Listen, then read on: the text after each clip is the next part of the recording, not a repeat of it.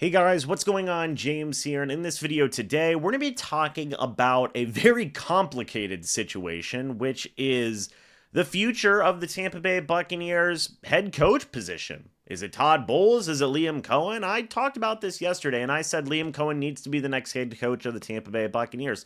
Folks, I'm going to be honest, I still think that that is the case, but that's just my opinion, okay? That does not necessarily mean that that is going to be what the Buccaneers do down the line. I think it's what they should do, but that might not be what they possibly do. And I've seen a lot of comments, and there's a great comment actually right before I started recording this video from Sweet Daddy 9680, great username by the way, and he says, why is the conversation always bent towards replacing Todd Bowles when his offensive coordinator does well?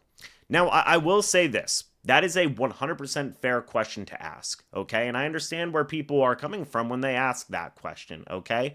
The situation that I'm proposing is not fair to Todd Bowles. It's not. And is it really reasonable to say, well, Todd Bowles is possibly going to lose his job to Liam Coen because he's so good at hiring offensive coordinators? And that wasn't necessarily the conversation when Byron Leftwich was around. In fact, a lot of people wanted to get rid of Byron Leftwich, myself included, and that ended up happening. And Byron Leftwich has not had a job since. That was more of a conversation last year with Dave Canales, and Dave Canales actually ended up getting a head coaching job with the Carolina Panthers, and they're trying to build up some stuff over there. It's even more of a conversation now with Liam Coen. Now, why is this a conversation, right? Why is this a conversation? That's a fair question to ask. Well, firstly, you got to look at the proof of Liam Cohen's offense has been fantastic this year. Right now, they are scoring 28.8 points per game, folks. 28.8 points per game. That's fourth in the league right now. You are seeing so many people have career years. Baker Mayfield, it's the best year of his career. Bucky Irving looks like an absolute star in his rookie season. Rashad White looks like he's having one of his better years of his young career. Cade Otton is having the best year of his career. Chris Godwin would have been having one of the, if not the best years of his career had he not gotten hurt. You're seeing guys step up in elevated positions like Jalen McMillan in his rookie year, Sterling Shepard coming back from the brink as a 31-year-old veteran and making plays. You're seeing Mike Evans try and continue that streak of 1,000 receiving yards. Again, he's only 251 yards away as of the recording of this video. You are seeing the offensive line step up. You're seeing creativity and motion in this offense. To be frank, this is the best that this offense has looked, in my opinion, since that 2021 season, where the Buccaneers had lost the LA Rams in the playoffs. Since this is the best that offense has looked in years, okay? And if Dave Canales was a good offensive coordinator and was having a bit of that conversation of he should replace Todd Bowles, I think that Liam Coen is a great offensive coordinator and should be in the conversation to replace Todd Bowles. And again, I know it's not fair. I know. To be frank, business in the NFL is not always fair. We've actually seen this situation a few times with the Bucs. John Gruden was fired and Raheem Morris was promoted to head coach. Lovie Smith was fired and Dirk Cutter was promoted to head coach. Now, that is to say that sometimes those types of situations do not work out, and those are two very clear evidence points to say, well, firing a guy and replacing him with a good coordinator doesn't always work out. And I completely understand that and where that's coming from. A lot of people have actually pointed to that Dirk Cutter situation whenever he was the offensive coordinator to say, well, hey, now, hold on, let's slow the roll, right? Because Dirk Cutter had a great offense. Well, to be honest, folks, firstly, Dirk Cutter's offense before he was promoted to head coach was 20th in the league in points per game with 21.4. Liam Cohen's offense is blowing that out of the water. Then after that, whenever Dirk Cutter was head coach, his offense was 18th in points per game. Then it was 18th in points per game again. The 5-11 season, it was 12th in points per game. Then after that, he was fired. So Liam Cohen's offense is performing much better than Dirk Cutter's offenses. In some ways, especially in the running game, it's performing better than Bruce Arians' offenses. And Byron Leftwich's offenses. So, I mean, the reason why I personally am so adamant about Liam Coen is because I really do believe in this guy. I do. You see Guys elevated all over the map. The guys all of that I mentioned, the offensive line, the run game. You see genuine, deep improvement in this offense that we had not seen until Tom Brady and Bruce Arians came along. And then you saw passing game improvement and things along those lines. But you're seeing deep overall offensive improvement and guys growing and developing in this system. Folks, the NFL is an offensive-driven league. It is. And to have teams are always going to want to take a chance at the next Sean McVay, at the next at